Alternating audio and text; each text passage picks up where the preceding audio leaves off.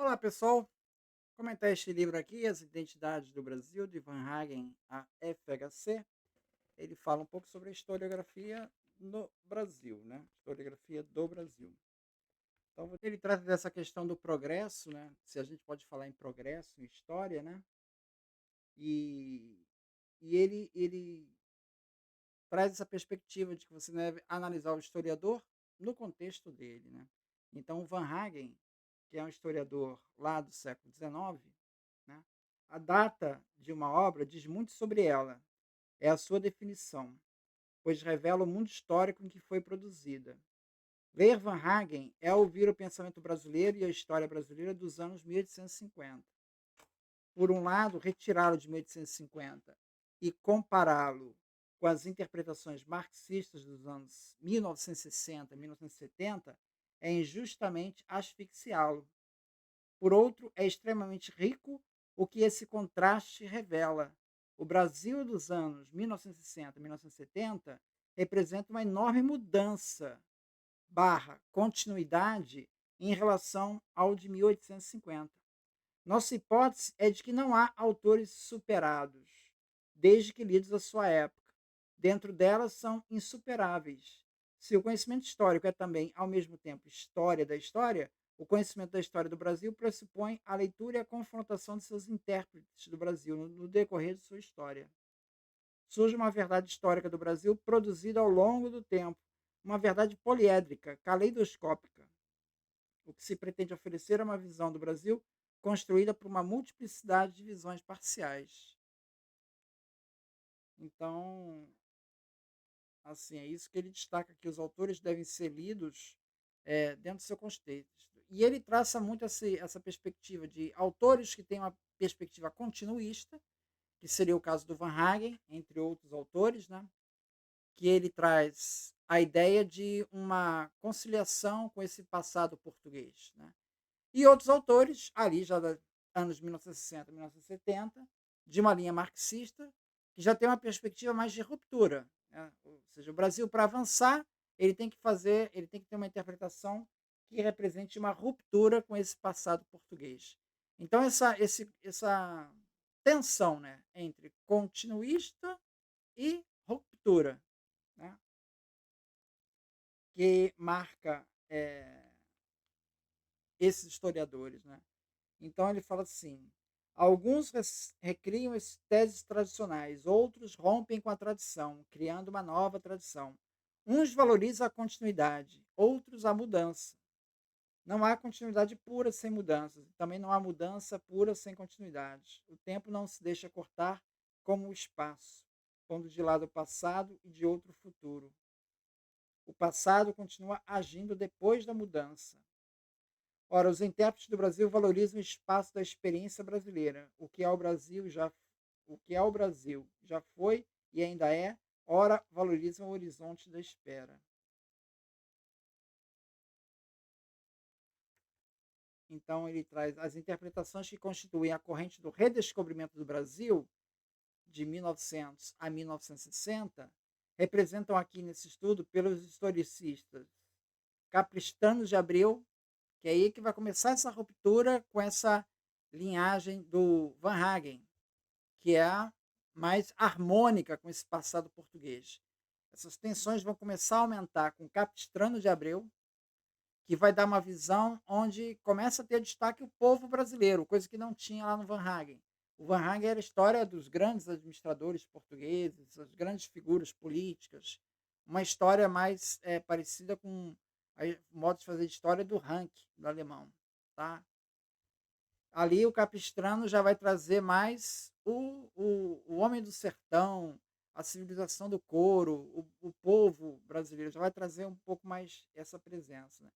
E Sérgio Buarque de Holanda.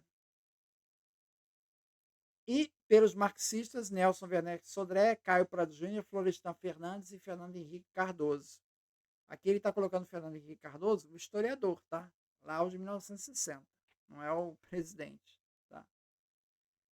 Esses últimos priorizam a mudança em relação à continuidade.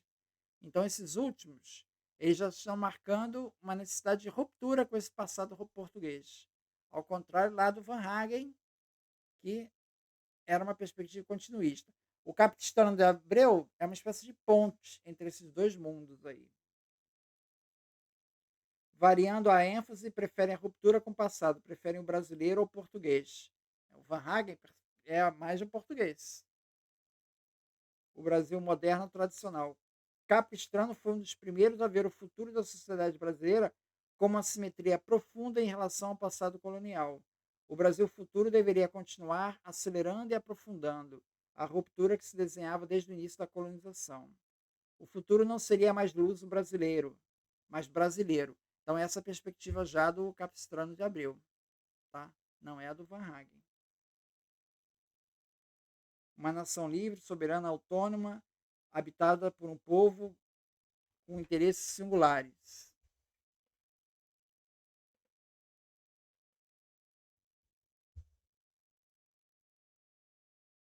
Sérgio Buarque de Holanda, em 1936, ao recusar as nossas raízes ibéricas, o Sérgio Buarque já vai ter essa ruptura com o passado português, coisa que Van Hagen não fazia, né? Aprofundou a reflexão de Capistrano. Capistrano seria um pioneiro nisso. Sérgio Buarque aprofundou essa ruptura com o seu passado colonial ibérico. Nos anos 1950, com a visão marxista pioneira de Nelson Sodré, já se formula claramente a ideia e até se planeja uma revolução brasileira. Sodré e o PCB fazem planos para um Brasil livre do latifúndio e da dependência imperialista. A história os decepcionou em 1964. Então você vê que esses historiadores marxistas, eles são de uma linha que vão até mais ou menos 1964. Em 66, Caio Prado Júnior, também marxista, né, com a mesma ambição de mudança profunda,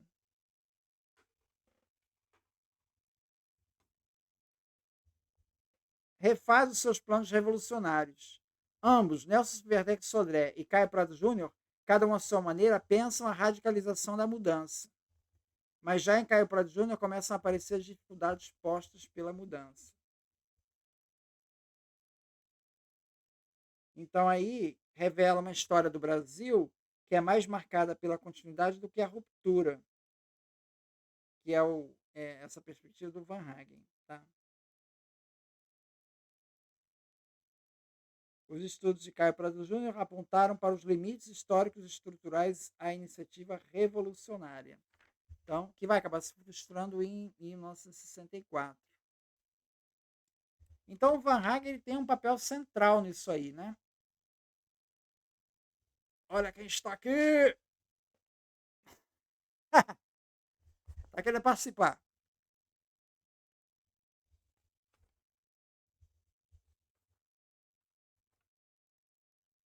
Então, Van Hagen ele é considerado o Heródoto brasileiro, fundador da história do Brasil.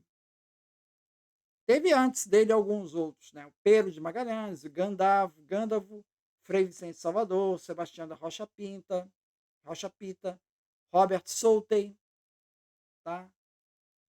Mas o Van Hagen ele assume esse papel de maior destaque, tá?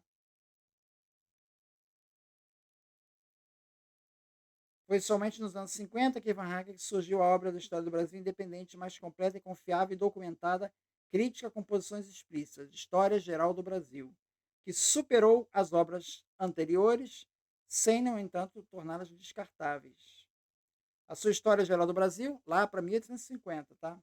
Refletia uma preocupação nova do Brasil com a história, com a documentação sobre o passado brasileiro, que o recém-fundado Instituto Histórico e Geográfico Brasileiro representava. A história geral do Brasil foi possível porque as condições históricas do Brasil, o processo de independência política e a Constituição do Estado Nacional amadureceram nos anos 1850. Muito parecido lá com Ranke, que também está na unificação alemã e vai vir com a história do Estado Nacional, dos grandes personalidades históricas, né? O Van Hagen vem dessa linhagem também. Então, a influência alemã sobre o pensamento deve ser forte também em virtude de sua origem paterna. Ele estava bem adaptado à produção histórica de sua época, mas não só estava atualizado com o que se fazia na Europa, como foi um dos pioneiros da pesquisa arquivística e do método crítico que o século XIX redescobriu e aprimorou. Então ele tem um rigor no uso das fontes que até então não era tão desenvolvido, tá? Tanto Ranke como Van Hagen é um historiador típico do século XIX. Ele pode ser considerado, de fato, o Heródoto do Brasil, pois foi o iniciador da pesquisa metódica dos arquivos estrangeiros, onde encontrou e elaborou inúmeros documentos relativos do Brasil. Tendo morado sempre no exterior, se sentia um exilado, dominado que sempre esteve pela saudade do Brasil. O imperador Pedro II foi protetor de Van Hagen, oferecendo-lhe os recursos para sua obra. O jovem imperador, aliás, precisava muito da história dos historiadores. Em 1838, pouco antes de ocupar antecipadamente o trono, fora criado o Instituto Histórico e Geográfico Brasileiro, que foi de uma importância capital para a constituição da história brasileira.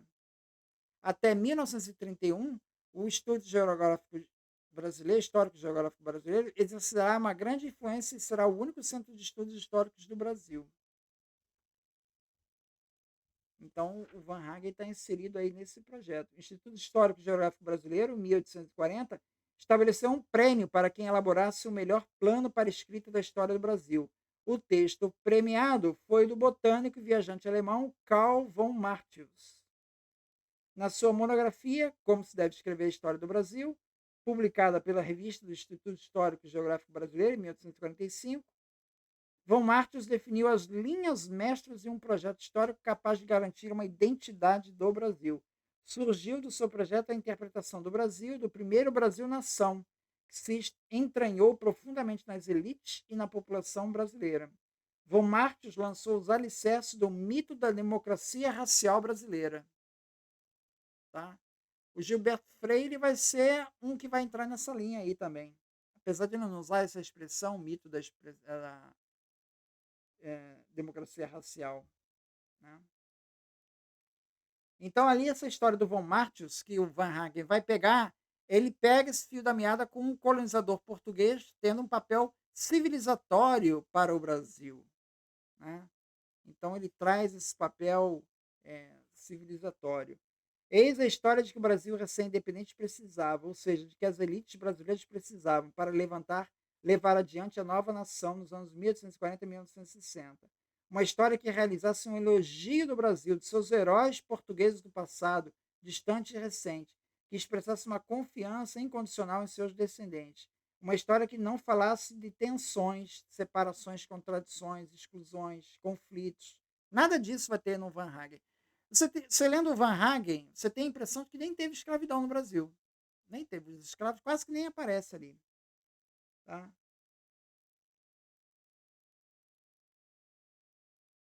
Van Hagen tomará para si esta tarefa, que as bases que o Von Martius estabeleceu, o Van Hagen vai tomar para si. E se tornará o primeiro grande inventor do Brasil. A grande síntese do século XIX será a de Van Hagen. Então, ele traz esse avanço em termos de história do Brasil. Né? Capistrano de Abreu, mais próximo de Van Hagen no tempo e no tipo de história, reconhece numerosos problemas na obra de Van Hagen. Tá? O seu estilo, que tende mais a uma crônica, tá? Faltando-lhe a intuição, o espírito do conjunto, perdendo-se acontecimentos irrelevantes. O Van Hagen, às vezes, ele pega um ponto, por exemplo, o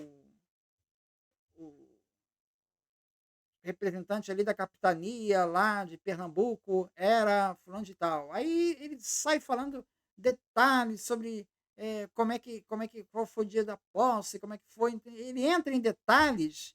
É tipo assim, ele usa uma bazuca para matar um mosquito, entendeu? Tem uma questão histórica que já está mais ou menos consolidada, ele usa 300 mil documentos para comprovar aquilo.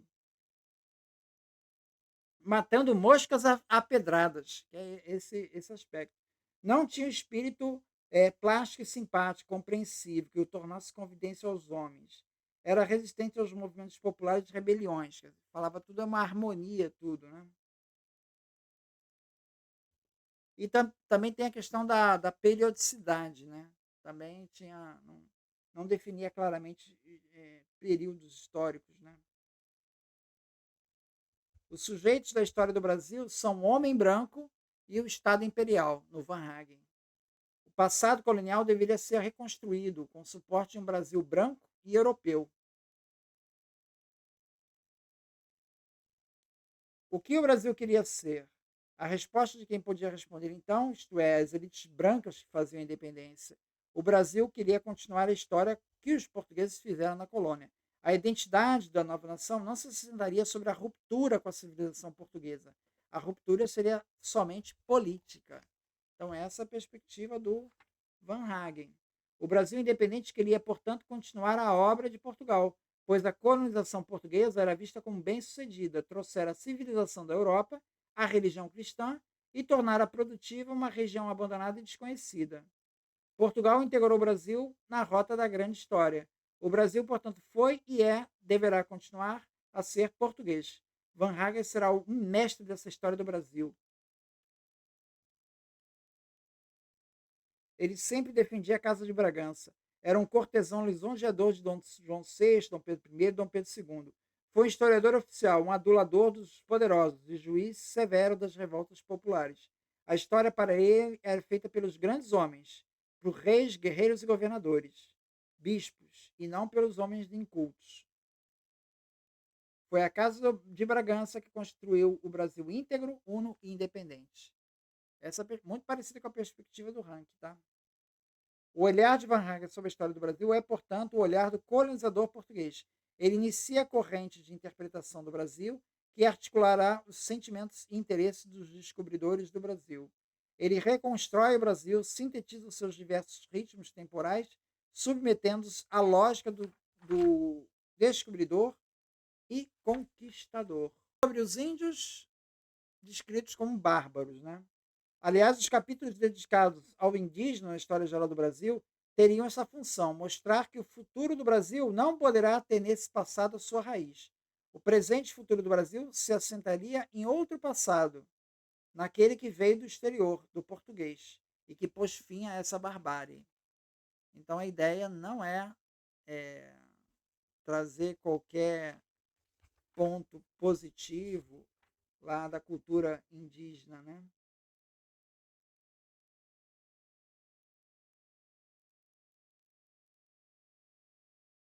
Mas Van Hagen defende, como sempre, o colonizador. Eles não matavam e escravizavam os índios. É injusto afirmar isso. Não sejamos tão injustos com os nossos antepassados. Eles não podem se defender. Se houve excessos, foram punidos. Os donatários se comportaram bem com os indígenas. Essa é a perspectiva do Van Hagen. Tá?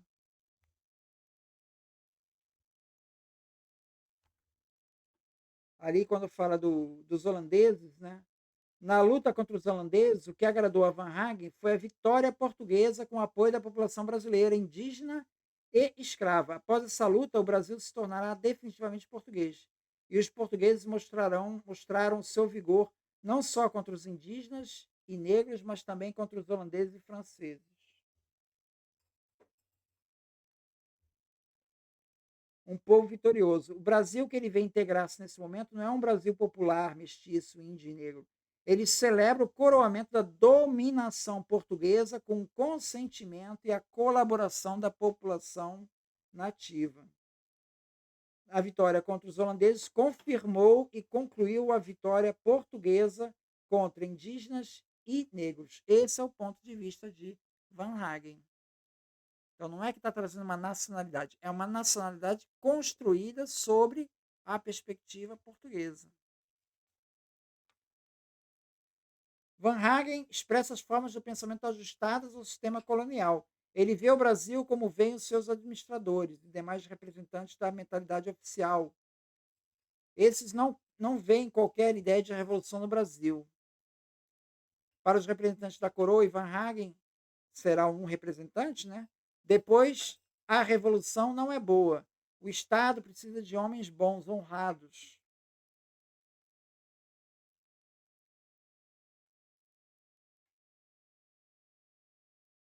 E aí ele traz a perspectiva, por exemplo, da Inconfidência Mineira é vista de uma maneira crítica pelo Van Hagen, né?